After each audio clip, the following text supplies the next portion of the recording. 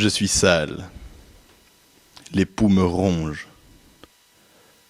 Les pourceaux, quand ils me regardent, vomissent. Les croûtes et les escarres de la lèpre ont écaillé ma peau, couverte de pus jaunâtres.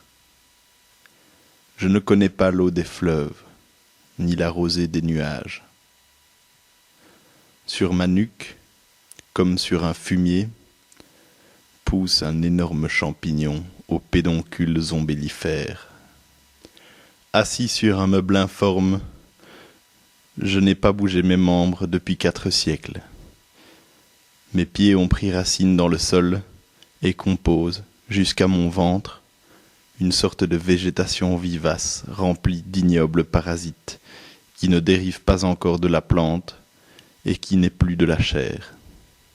Cependant, mon cœur bat.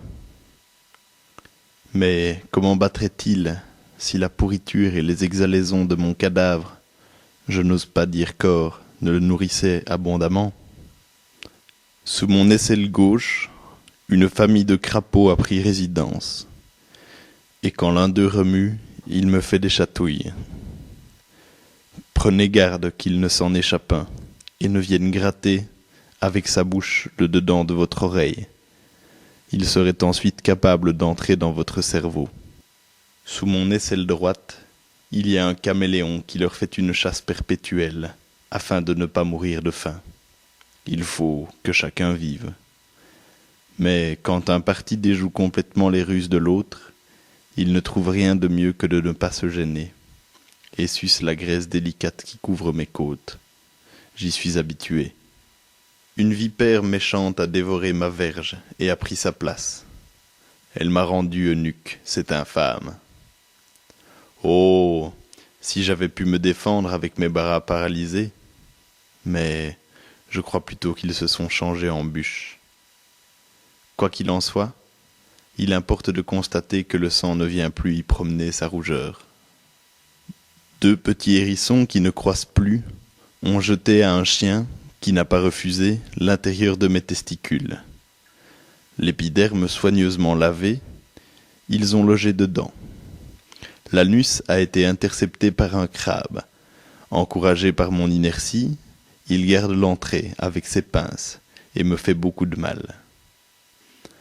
2 méduses ont franchi les mers immédiatement alléchées par un espoir qui ne fut pas trompé. Elles ont regardé avec attention les 2 parties charnues qui forment le derrière humain, et, se cramponnant à leur galbe convexe, elles les ont tellement écrasées par une pression constante que les 2 morceaux de chair ont disparu, tandis qu'il est resté 2 monstres, sortis du royaume de la viscosité, égaux par la couleur, la forme et la férocité. Ne parlez pas de ma colonne vertébrale, puisque c'est un glaive. Oui, je n'y faisais pas attention, votre demande est juste. Vous désirez savoir, n'est-ce pas, comment il se trouve implanté verticalement dans mes reins? Moi-même, je ne me le rappelle pas très clairement.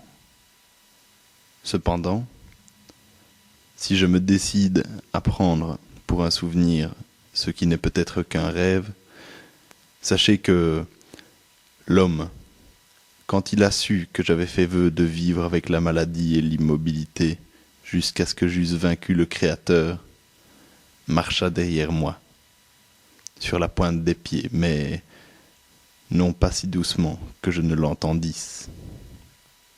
Je ne perçus plus rien, pendant un instant qui ne fut pas long. Ce poignard aigu s'enfonça jusqu'au manche, entre les 2 épaules du taureau des fêtes, et son ossature frissonna comme un tremblement de terre. La lame adhère si fortement au corps que personne jusqu'ici n'a pu l'extraire. Les athlètes, les mécaniciens, les philosophes, les médecins ont essayé, tour à tour, les moyens les plus divers. Ils ne savaient pas que le mal qu'a fait l'homme ne peut plus se défaire. J'ai pardonné à la profondeur de leurs ignorances natives. et je les ai salués des paupières de mes yeux. Voyageur, quand tu passeras près de moi, ne m'adresse pas, je t'en supplie, le moindre mot de consolation. Tu affaiblirais mon courage.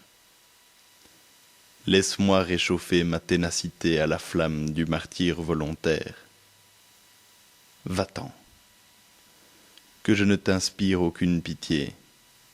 La haine est plus bizarre que tu ne le penses. Sa conduite est inexplicable, comme l'apparence brisée d'un bâton enfoncé dans l'eau.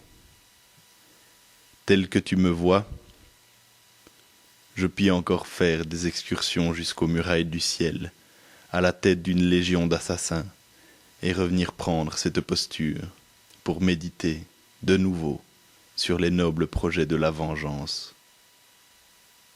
Adieu. Je ne te retarderai pas davantage. Et, pour t'instruire et te préserver, réfléchis au sort fatal qui m'a conduit à la révolte, quand peut-être j'étais né bon. Tu raconteras à ton fils ce que tu as vu, et, le prenant par la main, fais-lui admirer la beauté des étoiles et les merveilles de l'univers, le nid du rouge-gorge et les temples du Seigneur.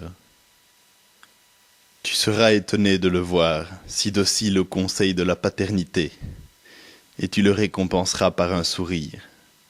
Mais, quand il apprendra qu'il n'est pas observé, jette les yeux sur lui, et tu le verras cracher sa bave sur la vertu.